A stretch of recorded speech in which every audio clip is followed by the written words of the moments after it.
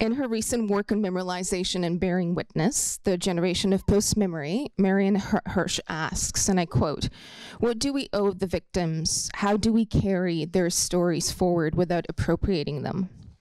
Hirsch's notion of post-memory as a connection to the past, mediated not by recall, but by imaginative investment, projection, and creation, reminds us that its topographies are complex and dynamic, bearing witness to atrocities of World War II, but more importantly, to the very challenges representing traumatic memory and its complexities, underpins Jiří Weil's Life with a Star and Lamentation.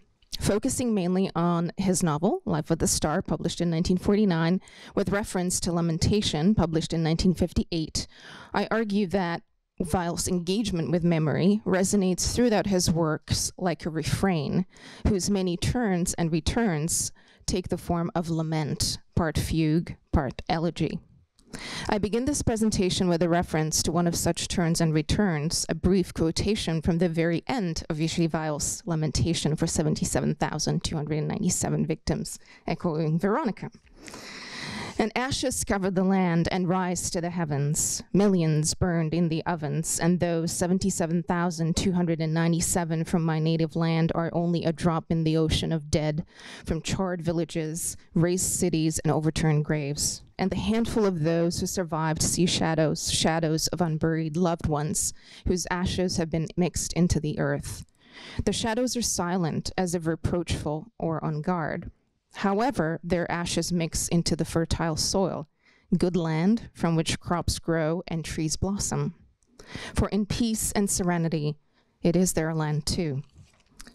This passage encapsulates Weil's lifetime commitment to documenting World War II atrocities through post-memory and literary memorialization, as well as provides insight into the experimental nature of his writing. It also serves as a framework for my discussion of post-memory as a mediation between the traumatic event and its recurrence through memories, mnemonic fragments, image and dream sequences that surface in the form of what Kathy Carruth calls the traumatic wound and its voice, where the crying wound, as trauma scholars call it, speaks out through what she calls double telling that is always somehow literary.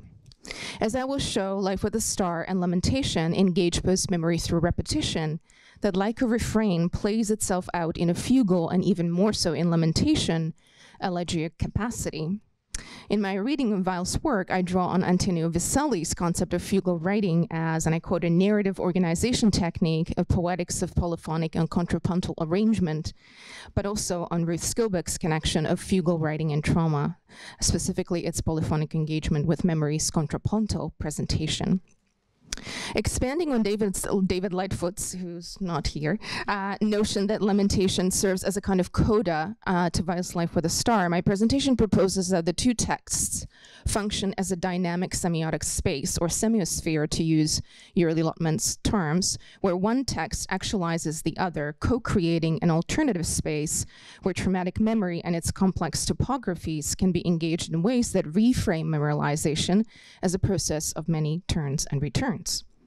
I suggest that Weil deploys these topographies as a redoubled lament, where one narrative mirrors the other through narrative splitting and fusion, repetitious imagery and syntax, to delineate not so much the capitulation of language, but rather its potentiality to signify through other means. For example, musical references, intertextual references, but also fairy tales and dreams and elegiac song and rhythmic babble. And I think I'd sort of echo some of the panelists from the previous panel.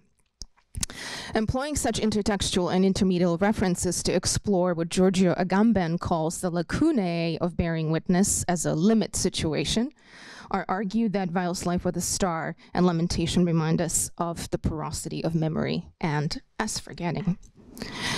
Weil's novel Life with a Star opens with Joseph, the narrator protagonist, addressing his former now imaginary lover Ruzhina as he laments the devastation of life under the Nazi occupation, pointing to the contrast between his life with a star, which exiles him to the outskirts of Prague, and the life of those who, and I quote, "are sitting somewhere warm after a satisfying lunch while he is freezing and hungry."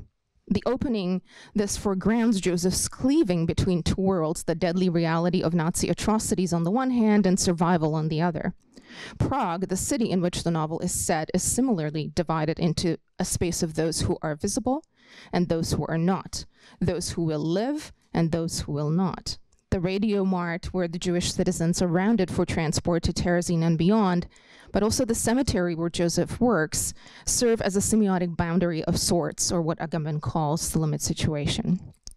Contemplating the absurdity of life during the Nazi occupation, the novel maps the complex topographies of dehumanization through the narrator protagonist's increasingly shrinking world, circumvented by the endless stream of daily circular bands that drive a wedge between life and death. So that's yet another kind of way in which the structure works.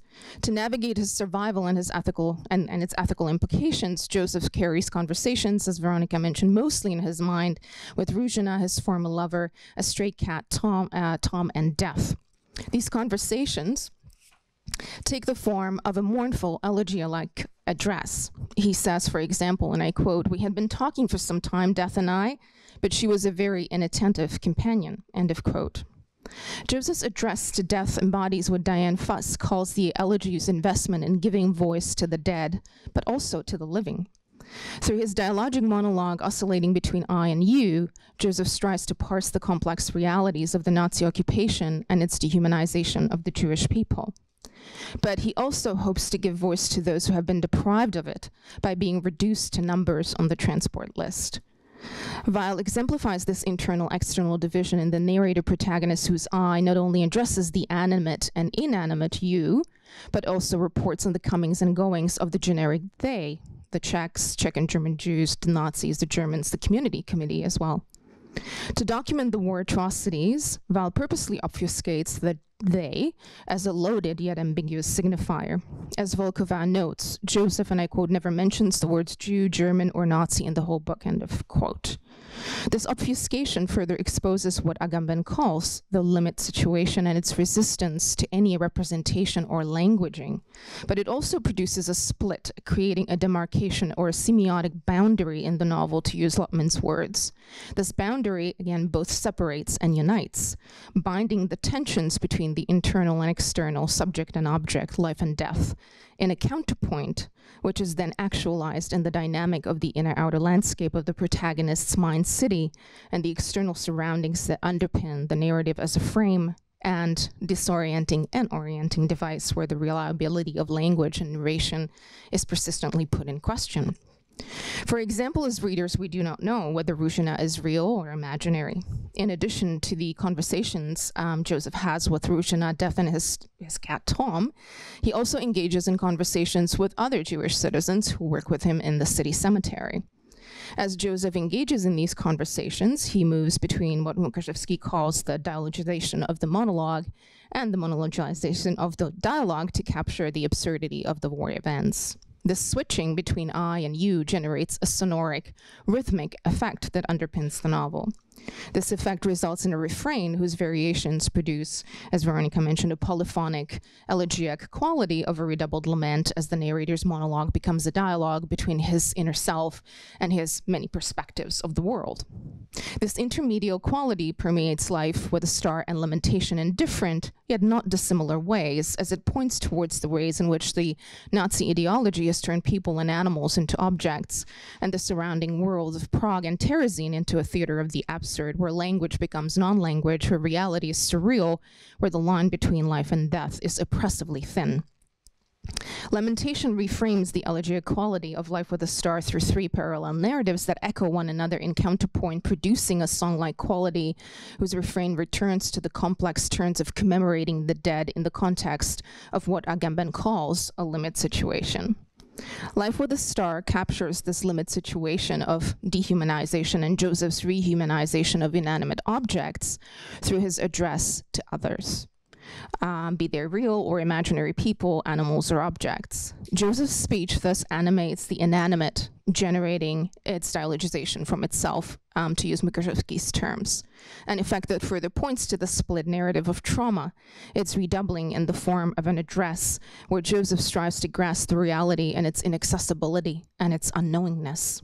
As Carruth reminds us, trauma generates so-called double telling that relies on, and I quote, the oscillation between a crisis of death and the correlative crisis of life.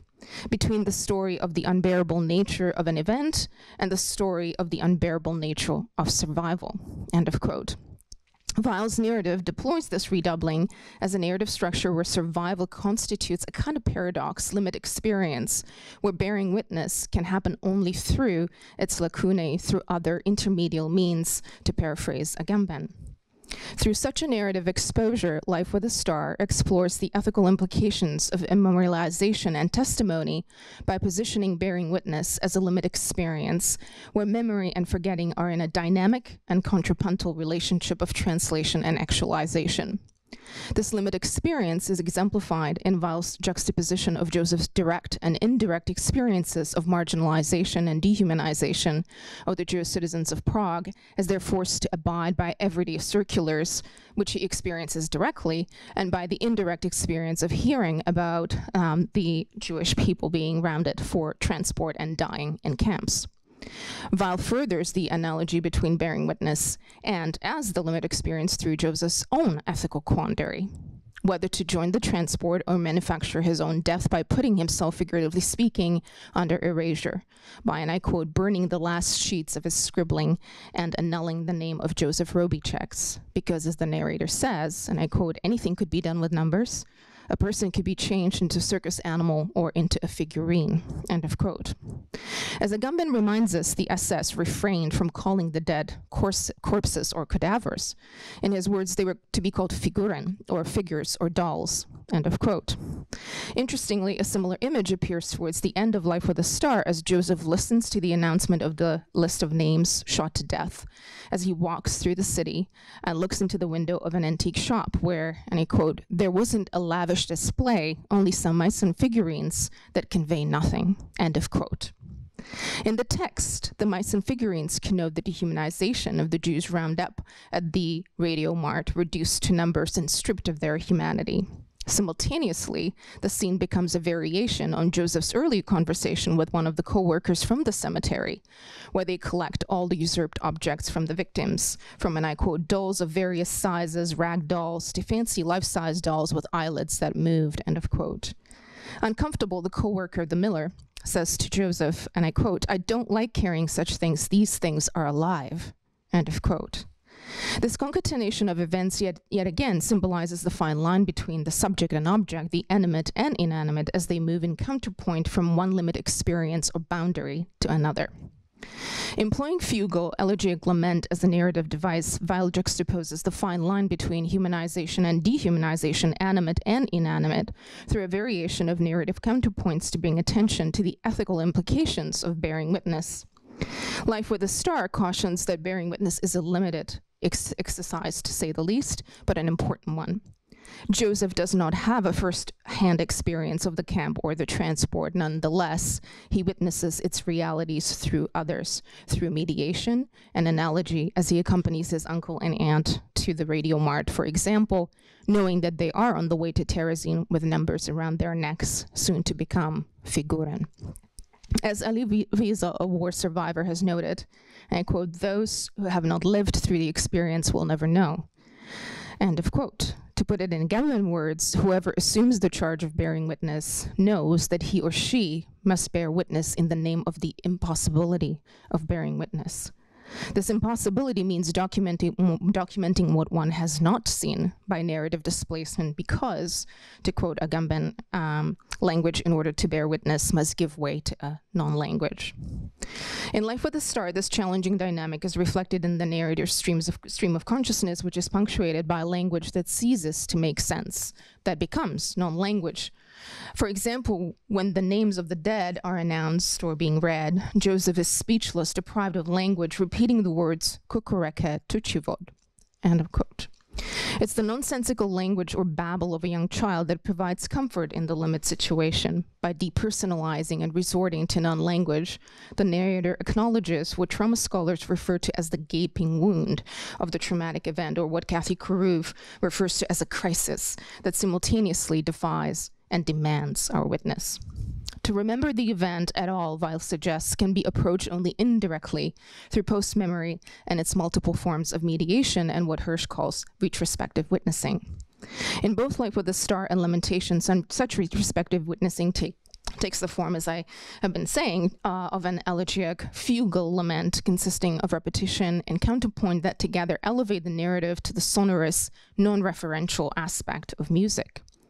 Structurally, Life with a Star transforms witnessing into an elegiac fugue through the repetition of the narrator's eye, which generates song-like cadence in the text, and I think we've heard that in the previous panel. We see the sonorous repetition becoming counterpoint and melody, prayer, song throughout the novel, especially when Joseph talks to Ruzhina or the co-workers in the cemetery where he has found work and company. As the narrative progresses, the repetition of I intensifies, becoming a form of lamentation. For example, on page 41, the protagonist bemoans, "I'm all alone. I'm not allowed to go to taverns, theaters, to movies, parks, streets," only to extend the litany with more intense, "I'm alone. I'm completely alone," in the next paragraph.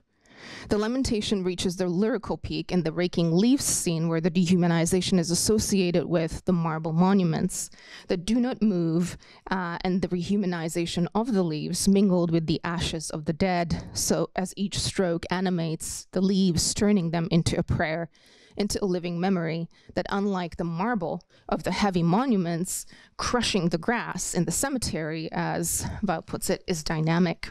I will read this passage in full.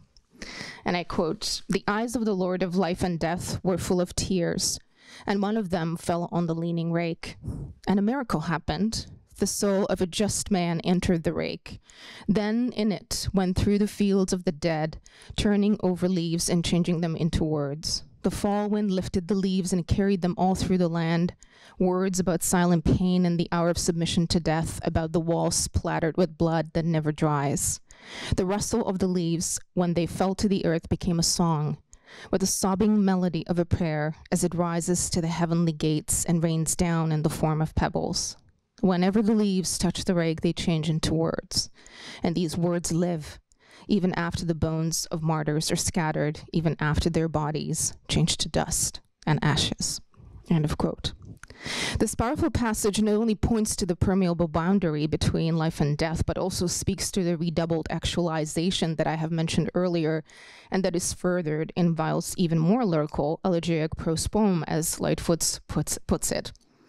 The two texts revision the very nature of memorialization, shifting the focus from the physical heavy monuments in the cemetery that crush the grass and literally kill, to a dynamic textual partnership, where, to use Lutman's terminology, the semiotic spaces produce, and I quote, "a dialogue situation which does not blur the distinction between the partners," the two texts, for example, but intensifies them and makes them even more significant, end of quote. The narrative structure of Lamentation embodies this dynamism as a refrain of Life with a Star, which is redoubled through three narratives running parallel, signifying the flow from the reality of the event, its personalization, and its symbolic nature, reflected in the biblical parables underlying the text. As David Lightfoot puts it, typographically and structurally, each page consists of three different sections, or three layers: impersonal, personal, and symbolic. In his words, and I quote, "The episode paragraphs and in the middle become a footnote to the lead narrative, and the biblical quote becomes a spiritual commentary, perhaps on both of the paragraphs above it." End of quote. Lamentation thus resists the monumentalization of memory by unveiling its lacunae, reminding us that memory is not only unreliable and permeable, but also inevitably porous and hence post. A fugal refrain that escapes representation.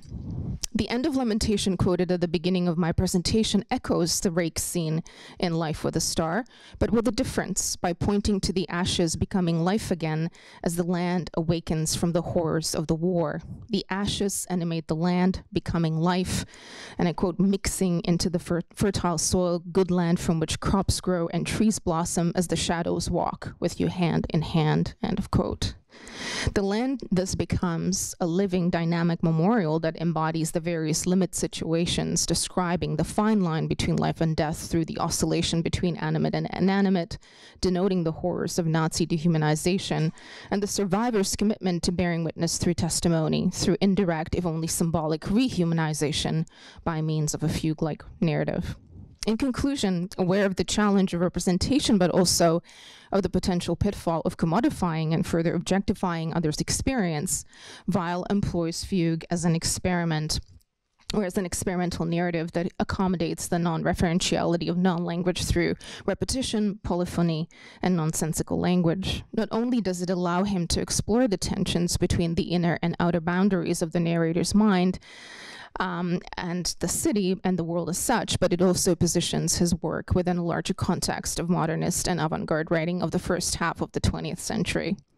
While often characterized as a writer whose narratives border on reportage, Life with a Star and Lamentation evoke the narrative experimentation reminiscent of modernist writers and experimentalists such as James Joyce, Ernest Hemingway, but also Virginia Woolf. According to Viscelli, counterpoint is not only an essential aspect of fugal experimental narratives, but so is polyphony. Weil's Life with a Star and Lamentation similarly engage the fugal structure of repetition, refrain, and intertextual intermedial binding, where one text answers and cleaves the other to embody the complex topographies of post-memory and memorialization. Resisting static monumentalization, Weil animates the lacunae of post-memory to keep the memory of the dead alive. Just like Weil's Lamentation returns the ashes to the land that grows crops and where trees blossom. In Life with a Star, Joseph plants a chestnut in the cemetery in the memory of his uncle and aunt and all the victims to replace numbers with something living. Thus bound, the two texts become the living memorial, a literary tree whose entwined branches grow according to their own laws and whose leaves rustle in the wind like a song with the sobbing melody of a prayer. Thank you.